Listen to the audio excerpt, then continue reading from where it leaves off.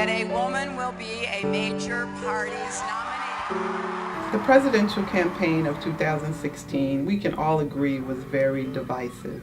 We had one candidate in particular going around just spouting all kind of rhetoric about certain people in our country, certain people in our communities.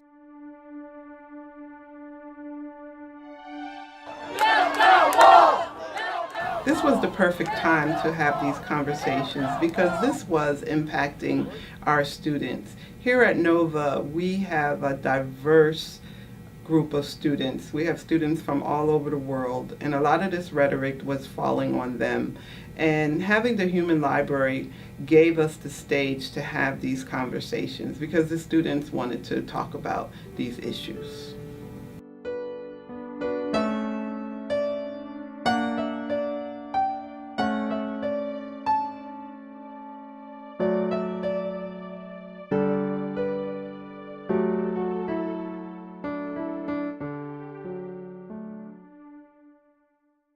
I was one of two black families that lived on my cul-de-sac, so a lot of the kids that I played with were white.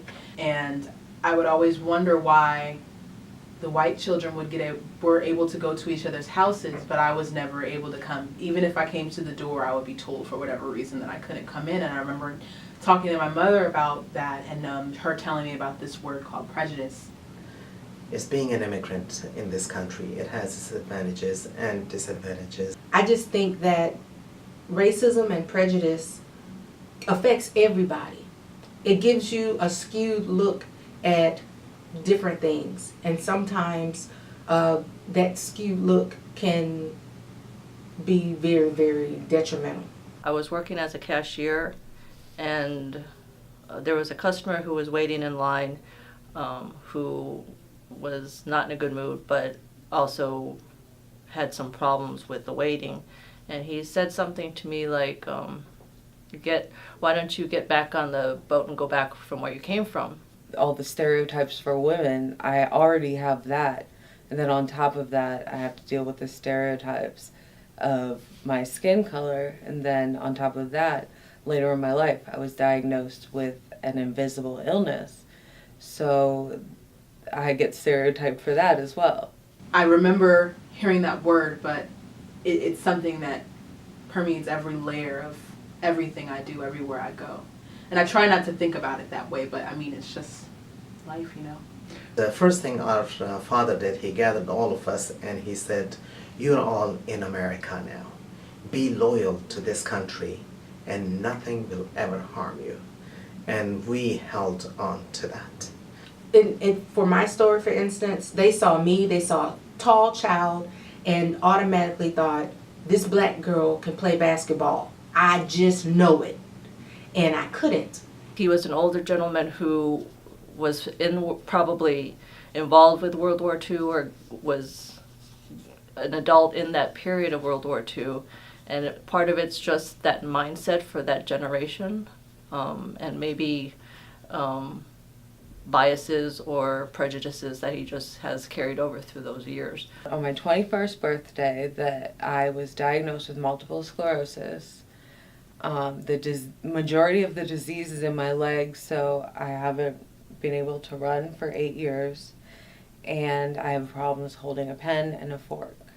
When I was first diagnosed, I still wasn't walking with a cane, and I had a handicap pass to park and handicap, and I've been yelled at by people before saying that I can't do that, I can't park there. I had a manager at my job, and he was a blonde-haired, blue-eyed, 6-foot, handsome Marine vet. So basically just an example of privilege. Just everywhere he's got privilege. And we had gotten to talking about just in general what's just the racial climate right now, and how I remember there were definitely a lot of protests going on, and we had just gotten to talking about the situation at large, and he mentioned this incident that he had heard about where a veteran had been attacked by some Black Lives Matter protesters. I just remember him in front of me on the floor in front of other black customers just saying to me, "All lives matter."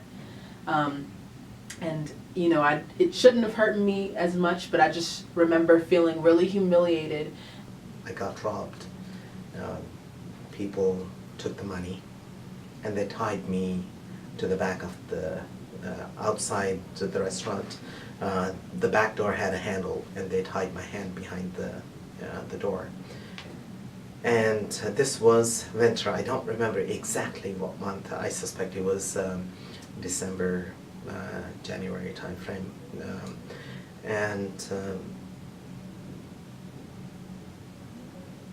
I decided to remain tied up. Somebody would ask why.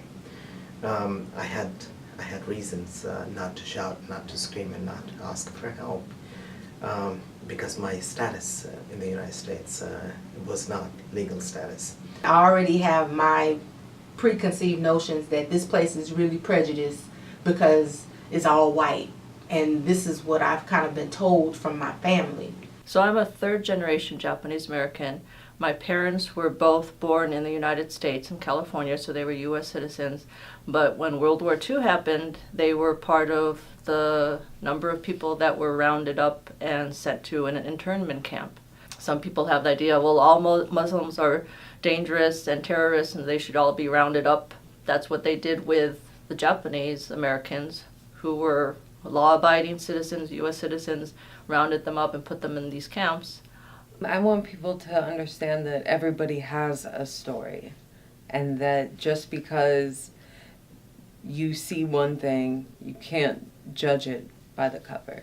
Well, if my boss would have came to this event and he would have sat and he would have talked to me, I would have been able to explain to him, and we would have been able to have a discourse where I wouldn't have felt like I was on the defense or like he was on the defense, and I would have been able to really just have a teaching moment.